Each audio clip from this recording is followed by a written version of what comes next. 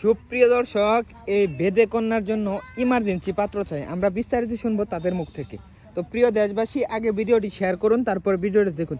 আচ্ছা আপু, আপনি বেদে সম্প্রদায়ের হয়ে আপনি কেন অনলাইনে আসছেন পাত্র খোঁজার জন্য, একটু বিস্তারিত আমাদেরকে একটু জানান, এবং কিরকম পাত্র হলে আপনি বিয়ে করবেন সেটাও জানান।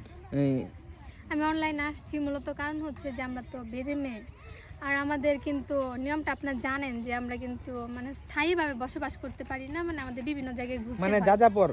যাযাবরের মতো বিভিন্ন এর জায়গায় জন্য আমি ঘুরেন। চাইতেছি যে আমি যদি ভালো একটা পাত্র পাই, বা মানে কেউ যদি আমাকে বিয়ে করে, যে অনেকেই তো আছে যে বেদে মেয়ে বিয়ে করতে চায় না, তো ওরকম যদি ভালো একটা আমি ছেলে পাই তাহলে বিয়ে করে, মানে যাতে আমি মানে কাউকে যাতে আমার অ্যাড্রেসটা দিতে পারি যে আমার একটা স্থায়ী বসবাসের জন্য আপনি আপনি বিয়ে মানে পাত্র খুঁজছেন অনলাইনে, ঠিক আছে?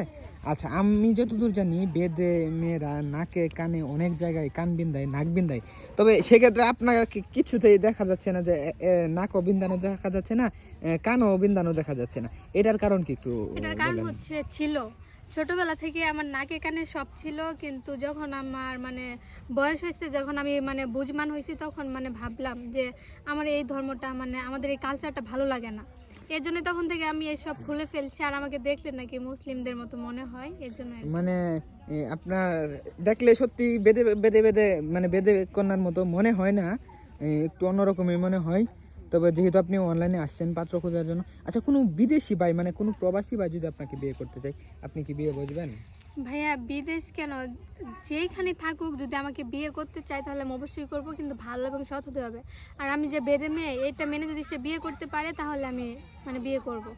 মানে আপনি যে বেদে সেটা জেনে যদি কেউ বিয়ে করতে চায় তাহলে আপনি বিয়ে বসবেন। হ্যাঁ। আচ্ছা, বিয়ের পর তো অবশ্যই আপনি আপনার হাজবেন্ডের বাড়িতে থাকবেন, এটাই আপনার শর্ত? হ্যাঁ, এটা তাছাড়া তো আর কোনো শর্ত নাই। না, আর কোথাও প্রিয় যাব না। দেশবাসী, আপনারা ভিডিওটা অনেক পরিমাণ শেয়ার করেন। দেখুন, এই আপুটি কিন্তু মনের ইচ্ছা, সে বেদে সম্প্রদায় ছেড়ে সে এক জায়গায় স্থায়ীভাবে বসবাস করতে চায়।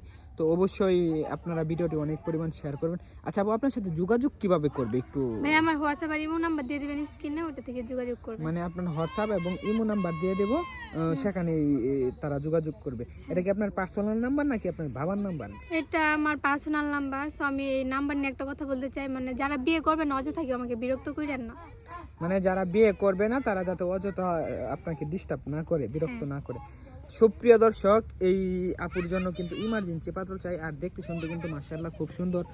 আচ্ছা, এর আগে কি আপনাকে কেউ বিয়ের অফার দেয় নাই? আপনাদের সম্প্রদায়ে তো খুব ছোট থাকতে আপনাদের বিয়ে হয়ে যায়, ধরেন 12-13 বছর বয়স হলে বিয়ে হয়ে যায়, কিন্তু আপনার হয়, বয়স কিন্তু আমার কালচারটা মানে আলাদা। মানে আমাকে দেখতেই পারতেছেন যে আমার নাকে কানে কোনো কিছু নাই, আর আমার সাথে কিন্তু ওদের মানে যায় না।